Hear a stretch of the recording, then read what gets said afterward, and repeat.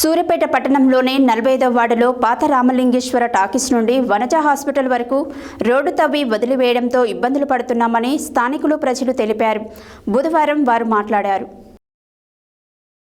సూర్యాపేట పట్టణంలోని 45వ వార్డులో పాత రామలింగేశ్వర టాకీస్ నుండి వనజ హాస్పిటల్ వరకు రోడ్డు తవ్వి వదిలివేయడంతో ఇబ్బందులు పడుతున్నామని స్థానిక ప్రజలు తెలిపారు.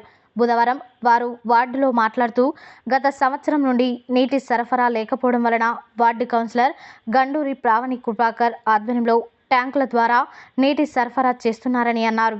ఇటీవల నీళ్లు ఇస్తామని చెప్పి రోడ్డు తవ్వి వదిలేశారని, పైపు లైన్లు వేయకపోవడం వలన మున్సిపల్ నీళ్లు రావడం లేదని అన్నారు. గత 20 రోజుల క్రితం రోడ్లు తవ్వారని, ఇంతవరకు పైప్ లైన్లు వేయలేదని, వేసవి కాలంలో నీళ్లు లేక ఇబ్బందులు పడుతున్నామని చెప్పారు. రోడ్డు మీద తవ్వడంతో వాహనదారులు కింద పడి దెబ్బలు తగులుతున్నాయని చెప్పారు. వెంటనే పైపులు వేసి నీళ్లు ఇవ్వాలని మున్సిపాలిటీ అధికారులకు విజ్ఞప్తి చేశారు.